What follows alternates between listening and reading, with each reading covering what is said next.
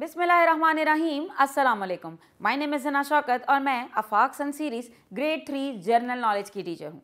आज के इस लेक्चर में हम डिस्कस करेंगे यूनिट नंबर 15 जो कि है इख्तलाफात ख़त्म करना। इस सबक के 5 हासिलात तालुम हैं और हम इस यूनिट में जिन कॉन्सेप्ट्स को डिस्कस करेंगे, सबसे पहले हम देखेंगे कि इख्तलाफ क्या होता है और तनाज़ा किसे कहते हैं। फिर हम देखेंगे इख्तलाफ राय क्या होता है और फिर देखेंगे कि मुख्तलिफ मुतनाज़ाती सूरत हाल कौन कौन सी हो सकती हैं और बातचीत से किस तरह मसाइल का हल निकाला जा सकता है। चलिए स्टार्ट करते हैं। हम जो है अपने मुआशरे में मुख्तलिफ लोगों के साथ रह रहे हैं। हम अपने घर वालों के साथ, अपने बहन भाइयों के साथ, अपने दोस्तों के साथ, हमसायों के साथ और क्लास फेलोज़ के साथ यानी कि हम जमातों के साथ अपना बहुत सा वक्त गुजारते हैं। और जब हम उनके साथ अपना बहुत सा वक्त गुजारते हैं तो उनके साथ गुफ्तगू भी होती है, मुख्तलिफ मामलात पर बात भी होती है। तो ज़रूरी नहीं है कि सब एक दूसरे से मुत्तफ़िक हों हर चीज़ पे, यानी कि हम सब की सोच जो है वो एक दूसरे से मुख्तलिफ हो सकती है और इसके मुख्तलिफ होने की वजह से हमें इख्तलाफात हो सकते हैं दूसरों से, यानी कि हम दूसरों की राय के मुखालिफ जा सकते हैं। और अगर ये इख्तलाफात बढ़ जाते हैं तो फिर ये मुतनाज़े की सूरत इख्तियार कर लेते हैं। तो हमें लड़ाई झगड़े से बचने के लिए जो इख्तलाफात हैं उन्हें फ़ौरन ख़त्म कर देना चाहिए ताकि वो बढ़कर किसी भी मुतनाज़े की सूरत हाल क्रिएट ना करें। इख्तलाफ राय की बात करें तो हमें बहुत सी जगहों पर इसका सामना करना पड़ रहा होता है, जैसे कि हमारे घर के अंदर ही, स्कूल के अंदर ही, और इसके अलावा आपको अपने मोहल्ले के अंदर भी इसका सामना करना पड़ सकता है। अगर आप अपने मोहल्ले और इलाके की बात करते हैं तो आपकी किताब में मिसाल दी है एक शख्स की जिसका नाम उस्मान है। तो उस्मान के पड़ोसी ने उस्मान के घर के बाहर कूड़ा करकट फेंक दिया। तो जब उस्मान ने उससे गिला किया तो उसने आगे से लड़ना झगड़ना शुरू कर दिया। तो पास से गुजरे एक बुजुर्ग रुके और उन्होंने उस पड़ोसी को समझाया कि जो कूड़ा करकट है उसे हमेशा कूड़ेदान में डालते हैं, किसी के भी घर के आगे इस तरह नहीं फेंकते। तो उसने मुआज़रत की और इस तरह इस मसले का हल भी हो गया। लेकिन यहाँ इख्तलाफ राय देखने को मिली। बहुत से ऐसे मौक़ों पर हमें अपने मोहल्ले या इलाके में इख्तलाफ राय का सामना करना पड़ रहा होता है। अगर आप घर की ही बात करते हैं तो आपका अपने बहन भाइयों से मुख्तलिफ बातों पर इख्तलाफ राय हो सकता है जो कि कभी कभी झगड़े की सूरत भी इख्तियार कर लेता होगा। जैसे कि आपकी किताब में भी मिसाल दी है 2 बहन भाइयों की जो कि एक खिलौने पर लड़ रहे थे और जब खिलौने पर लड़ रहे थे तो बहन जो है उसने रोना शुरू कर दिया और जब वो रोई तो उसका जो भाई है उसका दिल थोड़ा नरम था तो वो परेशान हो गया। तो उनके वालिद साहब ने आके इस झगड़े का हल इस तरह से किया कि उन्होंने कहा कि वो एक ही खिलौने से दोनों मिलकर खेल सकते हैं।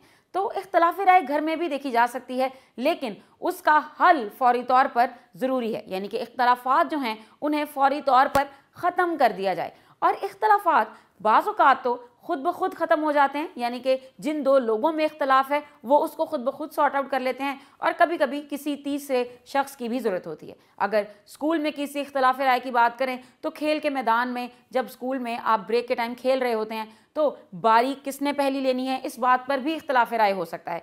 तो जो टीचर्स हैं वो भी आपको समझाते रहते हैं और आपके पेरेंट्स भी आपको गाइड करते हैं कि अगर एक दिन कोई पहली बारी ले रहा है तो दूसरे दिन वो दूसरा शख्स पहली बारी ले लेगा। तो इस तरह छोटे छोटे जो झगड़े हैं, जो छोटे छोटे मुतनाज़े हैं, इनसे बचा जा सकता है सिर्फ़ और सिर्फ इख्तलाफ राय को उसी वक्त फौरी तौर पर ख़त्म करके। जो मुख्तलिफ तरह के इंसान हैं उनके एहसासात भी मुख्तलिफ हैं। जैसे कि आपने घर की मिसाल में देखा था कि बहन ने रोना शुरू कर दिया था लेकिन जो भाई था वो परेशान हो गया था, क्योंकि दोनों के एहसासात में फ़र्क है। और जब भी कोई इस तरह का मामला होता है इख्तलाफ राय का या फिर कोई झगड़े का, तो वो जो है वो दबाव का शिकार कर सकता है लोगों को, यानी कि ज़हनी दबाव का शिकार कर सकता है। और जो 2 लोगों के दरमियान या 2 ग्रोहों के दरमियान कोई इख्तलाफ राय है वो बढ़कर किसी बड़े मुतनाज़े की शक्ल भी इख्तियार कर सकता है। और अगर हम बात करते हैं 2 मुमालिक की तो वो जंग की सूरत भी इख्तियार कर सकता है।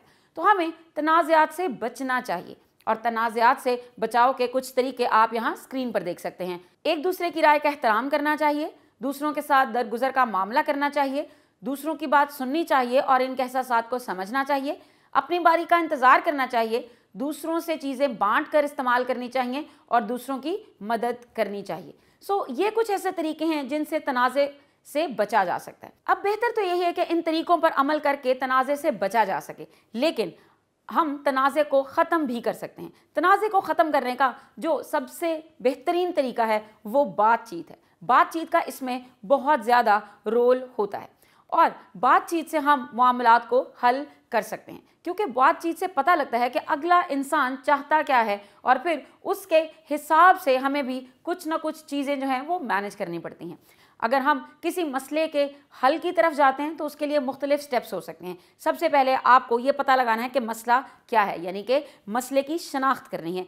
फिर आपको ये देखना है कि मसला क्या है और उसके बारे में सारी मालूमात इकट्ठी करनी है, और फिर उस मसले के हल के जो मुख्तलिफ तरीके हैं वो तलाश करने हैं, और मसले के हल का जो बेहतरीन तरीका है उसे अपनाना चाहिए। ज़्यादातर मसलों का हल बातचीत के ज़रिए ही हो सकता है। Dialogue is the best solution.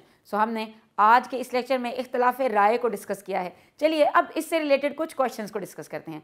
सो आपकी स्क्रीन पे जो क्वेश्चन नज़र आ रहा है ये बहुत इंटरेस्टिंग क्वेश्चन है। You have to match 2 columns.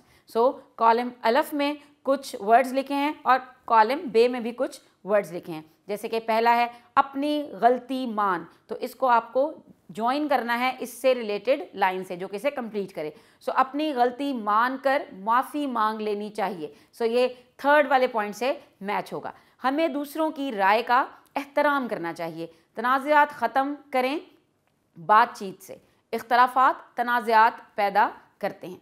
यहाँ पे हमने इस क्वेश्चन को डिस्कस किया है। अब इसके अलावा आपको होमवर्क में कुछ क्वेश्चंस के आंसर्स भी लिखने हैं, and for that purpose you have to learn this chapter. आपको इस चैप्टर को याद करना है। हमने बहुत से पॉइंट्स को डिस्कस किया है, बहुत सी एग्जाम्पल्स को डिस्कस किया है। आप जवाबात में खुद से बनाई हुई मिसालें भी दे सकते हैं। पहला सवाल है, स्कूल में बच्चों के दरमियान पैदा होने वाले इख्तलाफात की कोई सी 2 वजूहात बताएं। तो हमने इस लेक्चर में एक वजह को डिस्कस किया है। आप भी स्कूल जाते हैं तो आप भी कोई अपने साथ हुए ही वाक़े से रिलेट करके कोई और वजह लिख सकते हैं। दूसरे सवाल की स्टेटमेंट है, इख्तलाफात किस तरह लोगों पर असरअंदाज होते हैं। तो हमने इसका आंसर डिस्कस किया है इसी लेक्चर के अंदर, और ये आपकी बुक में भी पॉइंट्स की सूरत में गिवन है, तो आप वहाँ से इसका आंसर नोट डाउन कर सकते हैं। थर्ड क्वेश्चन है, 2 अफराद के दरमियान तनाज़े हल करने का बेहतरीन तरीका कौन सा है, अपने अल्फाज में लिखें। तो इसमें आपको टोटली सारा कॉन्सेप्ट यूज़ करना है जो कि अभी आपने इस लेक्चर में समझा है, किताब पढ़नी है और फिर अपने लफ्ज़ों में इसका जवाब लिखना है। मुझे उम्मीद है कि अब आप इख्तलाफात को ख़त्म करने की कोशिश करेंगे और तनाज़ों को हल करने की कोशिश करेंगे, और अब आप ये चीज़ भी सीख गए होंगे कि बातचीत बहुत से मसलों का हल होती है। See you all in next lecture with a different topic. अल्लाह हाफ़िज़।